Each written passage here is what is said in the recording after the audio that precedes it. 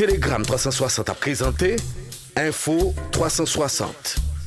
Info 360, un condensé actualité journée en 360 secondes.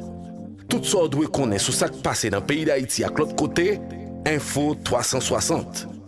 Info 360, c'est information pratique, bien traitée, sans fausse côté. Bonsoir à tous, bienvenue à Info 360. À Cité-Soleil, la guerre des gangs déclenchée en début de semaine a déjà fait des dizaines de morts, des blessés et des milliers de déplacés. En effet, des résidents de certains quartiers de cette commune, autrefois sous le contrôle du chef de gang Iska Andris, décédé dans des circonstances troublantes, ont vécu des moments cauchemardesques ce mercredi 15 novembre de la part des membres du gang du quartier de Brooklyn dirigé par le redoutable T. Gabriel.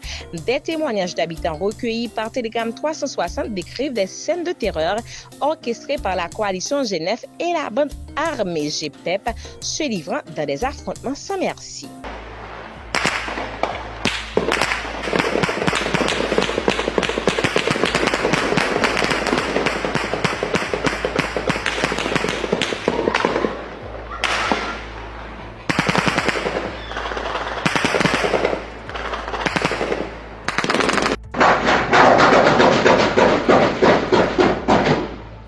Info 360, un condensé actualité journée en 360 secondes. Le Premier ministre Ariel Henry a laissé le pays hier mardi pour se rendre à Riyad en Arabie Saoudite.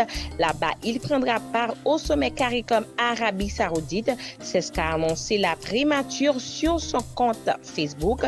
À ce sommet qui aura lieu les 16 et 17 novembre 2023 et auquel participeront des chefs d'État et de gouvernement, le Premier ministre haïtien est accompagné entre autres du ministre des Affaires étrangères Jean-Victor Généus, de la ministre du Tourisme Madame Luz Curta Cassandra François et le cadre des ministères de l'économie et des finances, de la planification et de la coopération externe, ainsi que des affaires étrangères.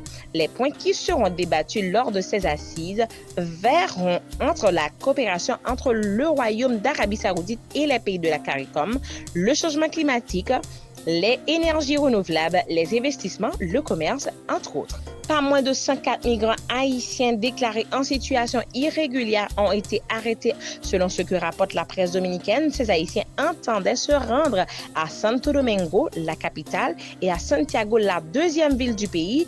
Déjà la semaine dernière, 391 ressortissants haïtiens, dont 21 mineurs, avaient été arrêtés à Darabonne et remis aux autorités migratoires pour leur rapatriement en Haïti. Le directeur du CFRON affirme sur instruction du ministre de la Défense, Carlos Luciano Diaz Morfa, les opérations devraient se poursuivre de jour comme de nuit. Dans l'international, aux États-Unis, la ligne pro-israélienne de Biden est contestée au sein même de l'État fédéral.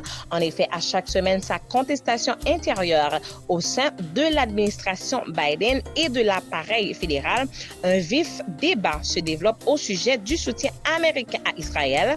D'abord ardente et inconditionnelle après l'attaque du Hamas le 7 octobre, cette ligne a ensuite dû intégrer au moins dans l'expression diplomatique l'impact désastreux des bombardements indiscriminés sur la bande de Gaza et un bilan humain affolant. La Maison-Blanche a fini par percevoir avec retard que la crédibilité de l'Amérique était atteinte dans la région par association avec les crimes de guerre attribués à Israël, mais ce positionnement a aussi suscité des crispations à Washington même. Le premier coup d'éclat est venu d'un diplomate américain, Josh Paul, travaillant au bureau politico-militaire du département d'État. Après 11 ans de service, ce dernier a décidé de démissionner le 18 octobre pour s'élever contre la livraison d'armes supplémentaires à Israël dans le cadre d'une politique qu'il considérait comme myope, destructrice, injuste et contradictoire avec les valeurs mêmes qu'épousent nous publiquement les États-Unis. Il a expliqué son départ dans un texte publié sur Internet. Info 360. En sport, Eduardo Camavinga est touché à un genou lors de l'entraînement de l'équipe de France. En effet, à 3 jours de la réception de Gibraltar à Nice, Didier Deschamps a pu compter sur l'ensemble de son groupe mercredi à Clairefontaine, du moins pour le début de l'entraînement. Sur un contact avec Ousmane Dembélé, Eduardo Camavinga est sorti de l'opposition touché à un genou.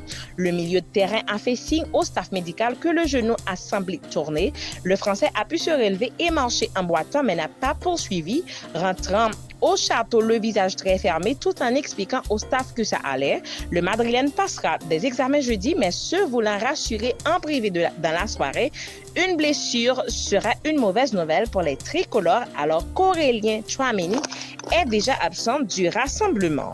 C'est la fin de Info 360, merci de l'avoir suivi. Info 360, une présentation Télégramme 360.